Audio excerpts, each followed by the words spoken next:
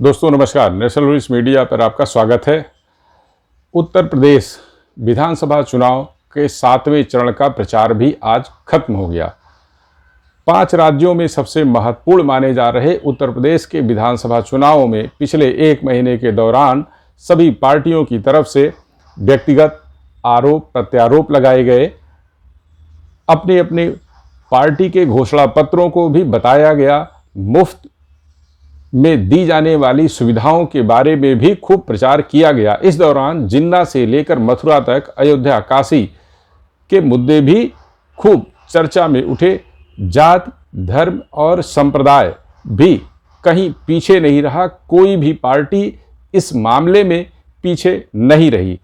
इस बीच 7वें चरण के मतदान के पहले चुनाव प्रचार खत्म होने तक पूरी तरह गहमा गहमी का केंद्र वाराणसी के आसपास के जिले बने। वाराणसी में प्रधानमंत्री नरेंद्र मोदी खुद 2 दिनों तक डटे। इस दौरान उन्होंने अपने तरीके से प्रचार किया, प्रसार किया, कार्यकर्ताओं के साथ बैठकें की और जैसा कि प्रधानमंत्री नरेंद्र मोदी के बारे में सभी जानते हैं, वह कई बार शब्दों से ज़्यादा प्रतीकों का इस्तेमाल करते हैं।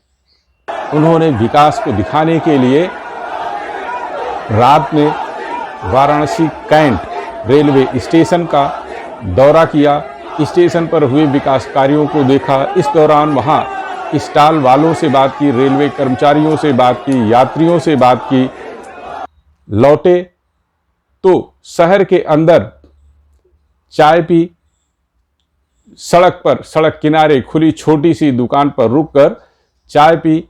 चाय पीने के दौरान कार्यकर्ताओं, समर्थकों और शहर वासियों का हुजूम उमड़ा हुआ था। मोदी मोदी के नारे लगे, जय श्री राम के नारे लगे, काशी की विकास के नारे लगे, खूब नारे लगे। प्रधानमंत्री नरेंद्र मोदी ने भी कार्यकर्ताओं को, समर्थकों को निराश नहीं किया। वह हाथ हिलाकर सभी का अभिवादन भी करते रहे, चाय की चुस्कियां भी लेते रहे और उनके चाय की चुस्कियों के दौरान उनके पुराने उन किस्सों की भी याद लोगों को हो आई, जिसमें वह लगातार कहते रहे हैं कि उनके जीवन की शुरुआत रेलवे स्टेशन पर चाय पीने से हुई, जिसे लेकर कई बार विरोधी नेताओं ने उन पर तंज भी कसे हैं।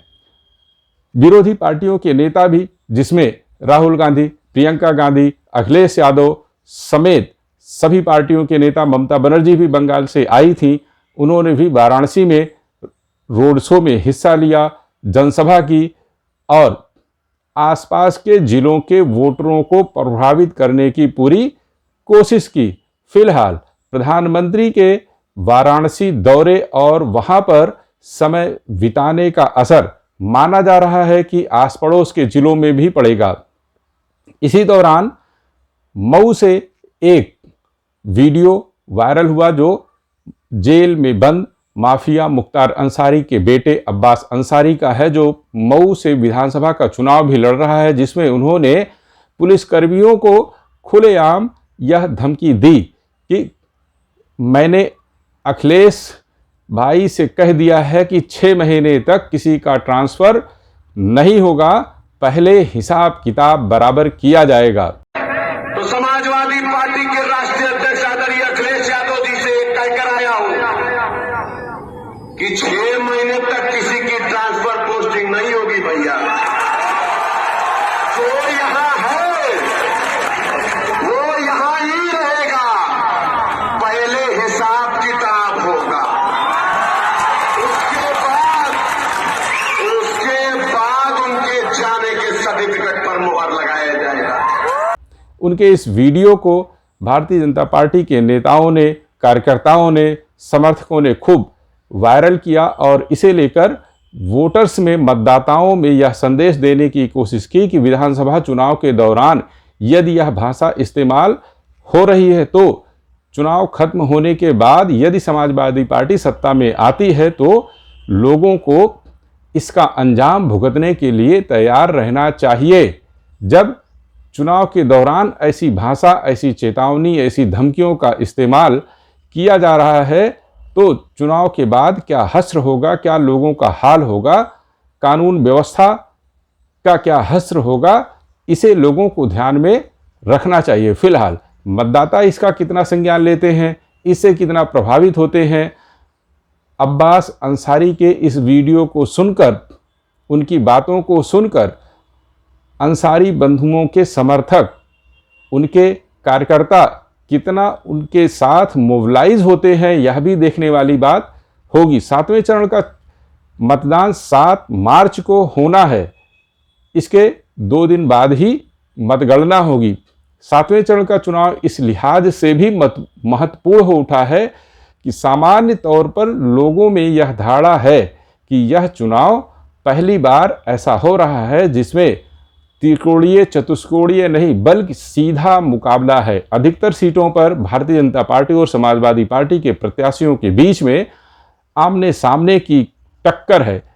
कई जगहों पर कांटे की टक्कर भी बताई जा रही है, तो कई जगहों पर कई विधानसभा क्षेत्रों में कुछ प्रत्याशी एक तरफा चुनाव जीतते हुए लग रहे हैं।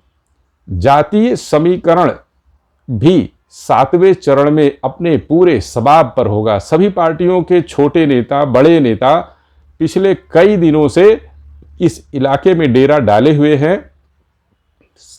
7 मार्च को 9 जिलों की 54 विधानसभा क्षेत्रों में मतदान होगा। पोलिंग पार्टियां प्रशासनिक चुनाव आयोग की व्यवस्था के अनुसार कल से रवाना होनी शुरू हो जाएंगी। 7 तारीख की सुबह से मतदान होगा। देखना यह होगा कि दूसरे, इसके पहले के जो 6 चरण के चुनाव हुए, उन चुनावों के मतदान के दौरान 2017 के मतदान की तुलना में कुछ कम मतदान हुआ। कहीं 1%, कहीं आधा फीसदी, कहीं 1.5%, कहीं 2% कम मतदान हुआ। तो इसलिए 7वें चरण में कैसा मतदान होता है। 2017 के चुनाव में 7वें चरण मतलब जिन इलाकों में 7 मार्च को वोट पड़ना है, उन जिलों में ज़्यादातर सीटों पर भारतीय जनता पार्टी ने कब्जा किया था। ज़्यादातर सीटें भारतीय जनता पार्टी के नेताओं ने जीती थीं।